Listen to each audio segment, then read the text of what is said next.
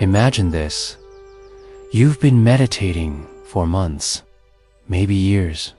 You've sat in silence, watched your breath, repeated mantras, downloaded the apps, read the books, escaped to retreats. And maybe, for a few moments, you felt peace. But then the mind came back. The anxiety returned.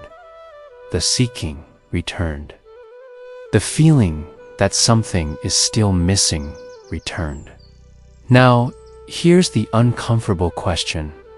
What if the very act of meditating is keeping you from what you're searching for? What if the one trying to become enlightened is the only thing standing in the way? That was the shocking insight of Ramana Maharshi, and for many spiritual seekers, it changes everything. Part 1. The Promise of Meditation. Most people approach meditation like a ladder, a method to climb toward peace, toward awakening, toward silence, toward enlightenment. We're taught that if we meditate long enough, eventually we'll arrive somewhere better than where we are now. So meditation becomes another self-improvement project, a spiritual gym. The ego says, I am restless now, but one day I'll become peaceful.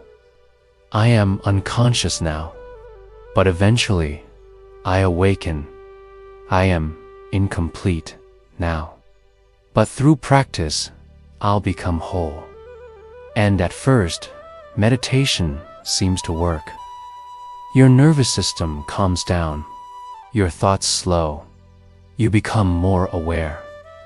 But then something strange happens. The deeper seekers begin to notice a hidden tension, because even while meditating, there is still someone trying to get somewhere. Someone watching the breath.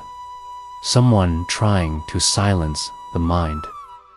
Someone waiting for enlightenment to happen. And according to Ramana Maharshi, that someone is the entire problem.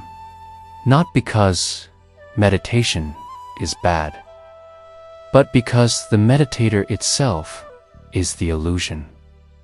Part 2. Ramana's Paradox.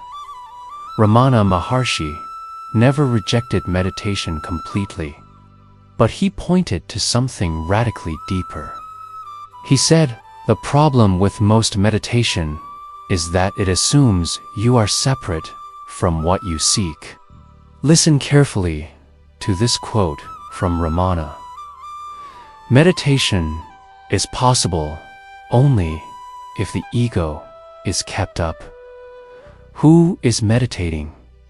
Who wants enlightenment? Who is trying to become peaceful? The moment you say, I am meditating to attain truth, you've already created two things, a seeker and a goal. But Advaita, Vedanta, says reality is non-dual, not two. There is no separate seeker who will one day arrive at the self. You are the self already. So how can you become what you already are? That's the paradox. Ramana often said, the self is not something to be newly attained. The problem is identification. You mistake yourself for the mind, for thoughts, for emotions. And then the ego uses meditation itself as another identity. The spiritual person, the one making progress. But truth is not an achievement. It's what remains when the seeker stops chasing. One technique becomes another. One retreat becomes another. The ego survives by constantly becoming. Part 3.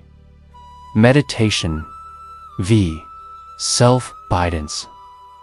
In effort-based meditation, there's control. You are trying to focus, but self-abidance is different. It is not doing, it is being. Ramana explained this beautifully. Be as you are. But Ramana keeps pointing backward toward the source itself. Not, how do I become aware? But, to whom does this thought arise? Instead of fighting thoughts, you investigate the thinker. The meditator starts dissolving. Ramana said, "Your own self-realization is the greatest service you can render the world. The false self is the constant effort to become. And when that effort relaxes, something silent remains." Part 4. Why self-inquiry changes everything. Who is this I? Who wants liberation? Who suffers? Who seeks experientially? The mind will subside only by means of the inquiry. Who am I? Can awareness get closer to itself? Can the ocean search for water? Can the sun look for light? This is why Ramana's teaching feels so dangerous. It removes the spiritual journey the ego depends on. Just this, just awareness itself. Already present, already whole, already here. The experiment of non-meditation. For just 5 minutes, don't meditate. Seriously, no technique, no breath control, no mantra. Just sit. Notice the awareness that is already here. Watch what happens when the seeker is not being fed. Maybe peace was never hidden behind effort. So now, I want to ask you, has meditation truly brought you peace? Or has it simply created a more spiritual form of seeking? Share your experience in the comments.